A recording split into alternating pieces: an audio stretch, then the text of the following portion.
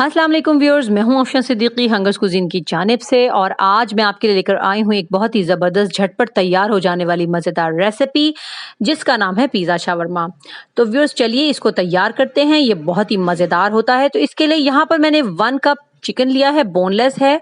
इसमें थाई का पीस भी है और इसमें मैंने ब्रेस्ट का पीस भी लिया है, मतलब मिक्स मैंने इसमें चिकन लिया है ताकि जूसी और टेंडर बने। तो अब हम इसमें कुछ इंग्रेडिएंट्स ऐड करेंगे, जैसे कि यहाँ पे मैंने हाफ टी स्पून इसके अंदर गार्लिक पाउडर ऐड किया है।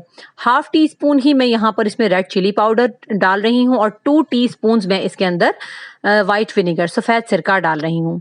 इससे ये बहुत जूसी और टेंडर चिकन बनने वाला है व्यूअर्स। यहाँ पर हाफ टी स्पून मैं इसमें सफ़ेद ज़ीरा जो है वो ऐड कर रही हूँ। इसके बाद हाफ टी स्पून ही मैं यहाँ पर इसमें पिसा हुआ धनिया ऐड कर रही हूँ। हाफ टी स्पून ही यहाँ आप इसमें नमक ऐड कीजिएगा। और व्यूअर्स ये देखिए चाट मसाला मेरे अपने चैनल का बना हुआ रेसिपी मौजूद है, वो भी हाफ टी स्पून।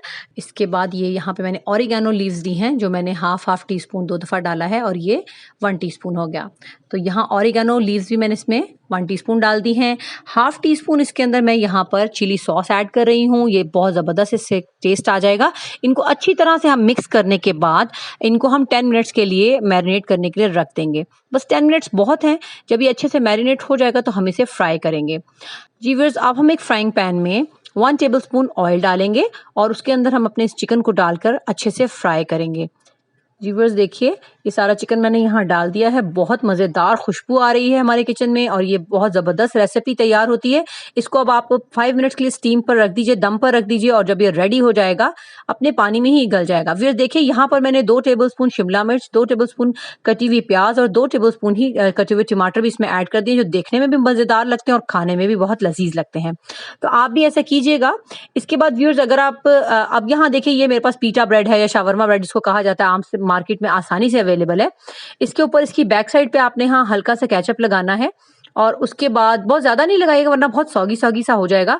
तो हल्का सा केचप लगाएं और उसके बाद हम इसके ऊपर जो हमने चिकन तैयार किया है अपना, वो हम इसके ऊपर अच्छी तरह से असेंबल कर देंगे, रख देंगे। अब देखिए व्यूअर्स, यहाँ पर मैं इस पर चेडर चीज़ रख रही हूँ और इसके बाद हम इस पे मोज़रेला चीज़ भी इसमें ऐड करेंगे। तो अपनी मर्ज़ी के मुताबिक जितनी भी आप चीज़ इसमें रखना चाहें इसके अंदर वो आप इस्तेमाल कीजिए। ज़्यादा पसंद करते हैं तो ज़्यादा चीज़ लगाइए और कम पसंद करते हैं तो हल्की-फुल्की चीज़ से गुज़ारा कीजिए। तो व्यूअर्स इस तरह से हमने इसके अंदर चीज़ अच्छी तरह से लगा लिया। अब दूसरा इसका ऊपर हमने एक और पीटा ब्रेड रख दिया, एक और पीस उसके ऊपर रखा है और इसके ऊपर भी हम अच्छी तरह से चीज़ स्प्रेड कर देंगे, मोज़रेला भी और चेडर चीज़ भी। तो फिर इस चीज़ को अच्छे से फैला लेंगे।